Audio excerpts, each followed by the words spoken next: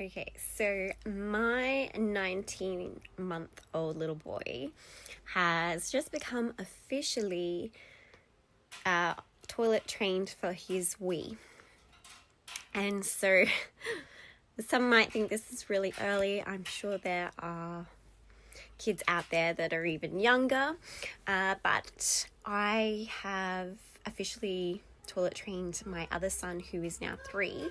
He was fully toilet trained by 2.5, and I would have liked to have started him when he was 18 months old. However, I was pretty pregnant with my second, and it was just too much at the time. And something like this, you don't want to put the stress on you don't want to put the stress on your kids. However, it has been really easy. And so if it's helpful to anyone out there, I thought I would share some of my tips and tricks. And I intuitively follow a lot of Montessori type methods, and I didn't read any books or study it too heavily in the terms of toilet training. But yeah, some of the methods I believe are pretty similar. And so first off, what should we go to? I bought a potty, and when my 3-year-old was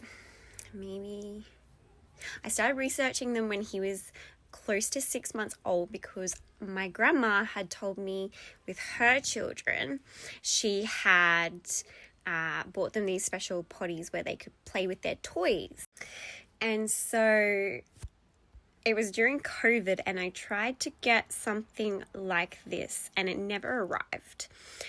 And so I got a refund, and I bought something that was a little bit more, like, it didn't have the seat. So if you put your child on it, they were just going to get off and wouldn't be able to sit there and actually be strapped in and just play.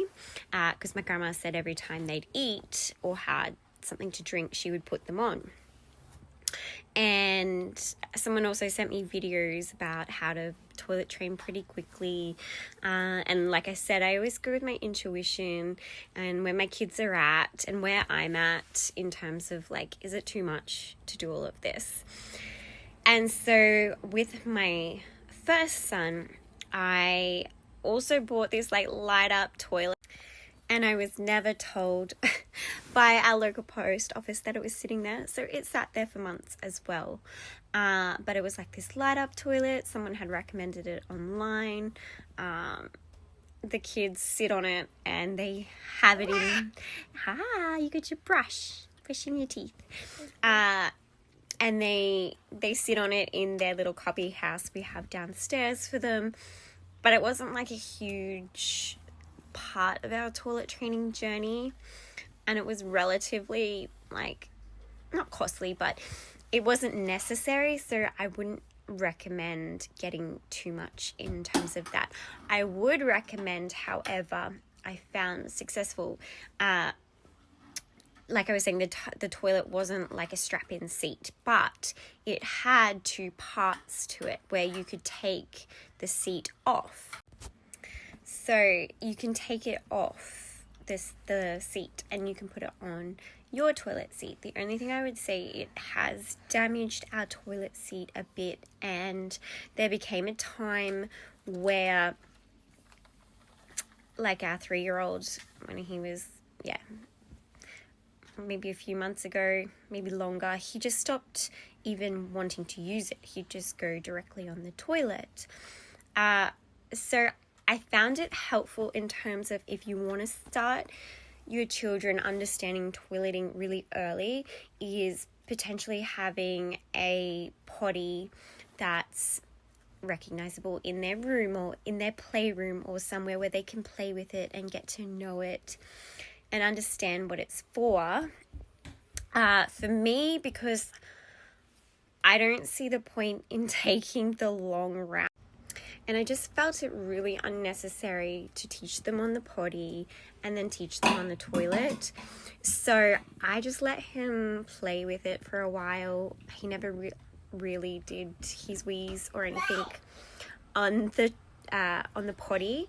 We just kind of went when we decided, right, we're going to really do it, which was when he was 2. We just went full toilet.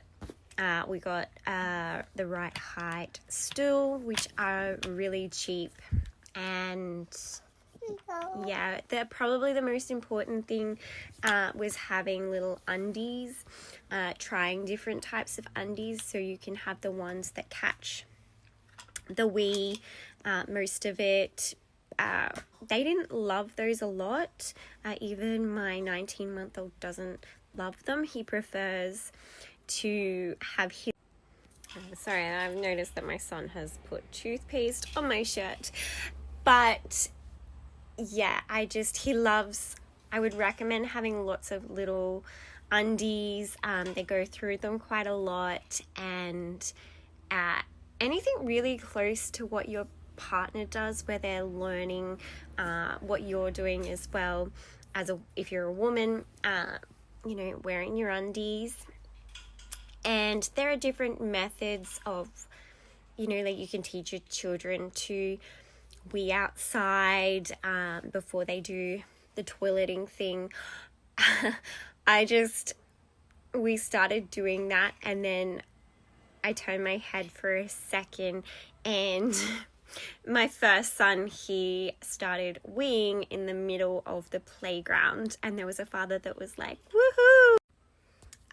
And so he was just like, woohoo, and I was a bit like, oh, I don't want my boys just dropping their pants whenever they feel the need to wee. I'd like them to tell me so that we have, the opportunity to go to the toilet like an adult. So you can use that method of them being outside all the time and running around, and there's less washing, less cleaning.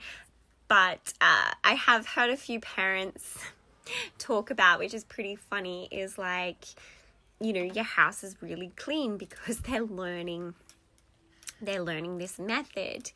And so my youngest, he will now say wee wee, and it was just kind of a thing where he decided, because his brother does wheeze and we show him and we talk about it.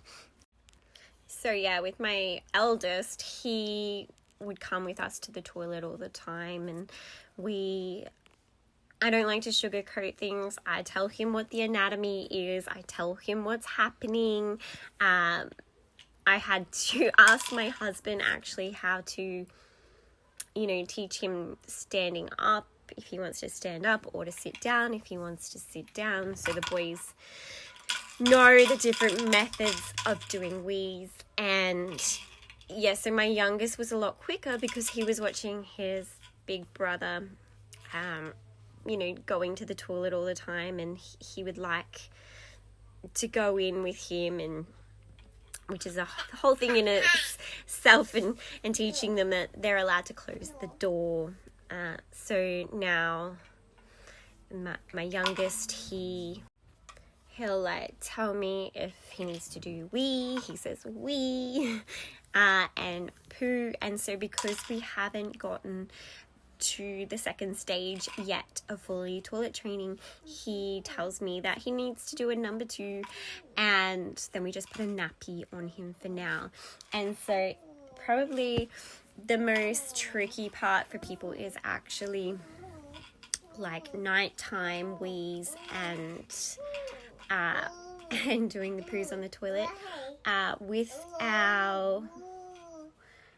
our first, when I felt like he was just ready, he was doing wheeze for a long time, he was just ready for that next step, I actually pulled all nappies during the day.